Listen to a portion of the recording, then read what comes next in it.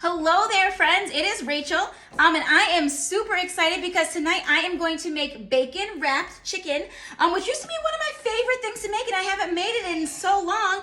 But now that Pampered Chef has our baking sheet with the rack that's removable, I am super excited because with bacon wrapped chicken, typically you have to flip it halfway through so that the bacon part on the underside isn't soggy and that it gets crispy too. But I'm curious to see how it does on a pan like this.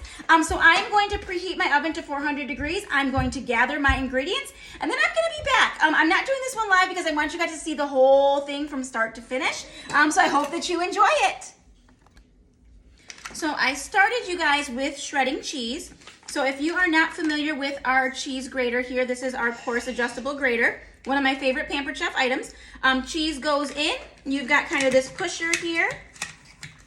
So this way you can shred your cheese right down to the end of that very little nub without having to worry about slicing your fingers. And then there's always that little piece left over at the end for Coco. But I like to shred my cheese on the flexible cutting mat because then I can very easily pour it right into a bowl or a container that way. So I just put this in one of my silicone prep bowls because this is actually the extra of my cheese. I shredded a lot of the block off camera. And I just put it in one of my coating trays because I'm going to be dealing with raw meat and things, so I wanted to separate out the amount of cheese that I think I need. The rest of this I'm going to pop in the fridge. I'm also making rice and broccoli, and I bet my kiddos are going to use the cheese right along with that. But I did sharp cheddar just because the store didn't have mild cheddar, and I figured, you know, let's make it a little bit more flavorful. But you can do whatever kind of cheese you want, but since the prep bowl has a lid, I'm going to go ahead and pop this in the fridge. And then I'm going to come with some other ingredients. Okay, I made that face because I was thinking for a minute there I was going to have to go right into the raw ingredients, but no. Next, I am going to mix my whipped cream cheese, and you don't have to have whipped, but I just chose plain whipped cream cheese. And the recipe that I usually follow has you do garlic salt, but I'm going to use our rotisserie seasoning because it is a combination of salt, onion powder, and garlic powder, and then a couple different spices. And I think I'm going to do half a teaspoon, kind of starting out here, of our rotisserie seasoning, and then kind of just stir that in. Oh, I probably should, I mean, it's whipped, but I probably should have let it sit and soften a little bit. I might need to do another half a teaspoon because that's not going to get me very far. So a full teaspoon, you guys, is what I'm going to end up doing. And then I'm just going to stir this up, and this is going to be one of the delicious layers of my bacon wrapped chicken. Okay, you guys, so my first big oops. So I thought I bought chicken tenderloins at the grocery store, you know, like chicken tenders, but I bought chicken strips, like as if I was making fajitas or something. So usually I have a bigger chunk of chicken and I put my cream cheese mixture and spread cheese and wrap it in bacon. Yeah, but give me a minute. Let me figure out how I'm gonna do this. So if you are watching this during a party, simply comment what time it is that you're watching so that I know that you did. So the show must go on. We're just going to do this anyhow for the sake of demo. I know it's going to taste delicious. It's just not going to quite look the way that I want it to. So I've got my cream cheese mixture here. I just laid one of these chicken strips on a strip of bacon. I'm spreading some cream cheese here. Now, you guys, any unused cream cheese is going in the trash, obviously, because it is going to be contaminated with raw meat. So I'm just using this simply for this.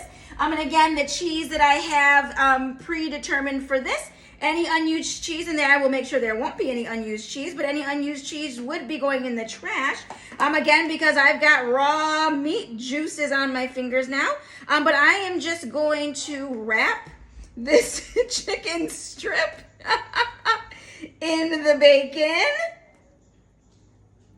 There we go, and then I'm going to set it on my pan. So I will continue like this. The nice thing about being on one of these flexible cutting mats is any extra cheese and also anything yucky is going to stay on this mat, not on my counter, and then this can go right in the dishwasher. So give me a few minutes. I'm going to go wrap up all these chickens and I'm going to show you what that looks like.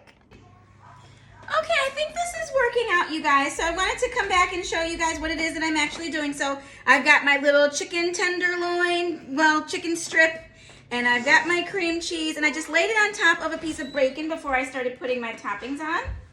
Got a little pile of cheese, and then I just wrap the bacon right around it, easy peasy. And then I've got my baking sheet and rack sitting over here off camera to the right. But once I get these all done, I will show you how it looks. Okay, so once I got to the end of the package, a lot of my chicken strips were just chicken bits. So I did the best that I could. So the nice thing is the flexible cutting mat. I've got 2 pieces of bacon left. I'm gonna cook that up for Coco, my doggo. She is going to love it. But the flexible cutting mat can go in the dishwasher, which is perfect. Our coating trays can go in the dishwasher, which is perfect. My scraper can go in the dishwasher. You guys, again, I do not like touching raw meat. But here is how our bacon wrapped chicken strips turned out here. So I'm gonna put this in the oven. I've got it preheated to 400. Typically with the chicken tenderloins, I do 45 minutes and keep an eye on it. If I did a bigger chicken breast where I wrapped it in kind of like that crosshatch, I would probably add another 15 minutes. But I'm gonna start at 30 minutes just because these are very small. All right, I will be back. All right, so here we are, you guys, after 30 minutes. I think I might pop it back in the oven on broil for just a few minutes to make the bacon a little bit crispier. But yeah, I mean, they're definitely done. And what else do I have going on? I've got broccoli staying warm in our insulated serving bowl. I've got rice that I made in our micro cooker. Just need to fluff that. I made that with chicken stock instead of water, so it's a little flavor for my picky kids. And then, of course, Picky Max wants noodles. But the rest of us are going to have chicken and broccoli and rice.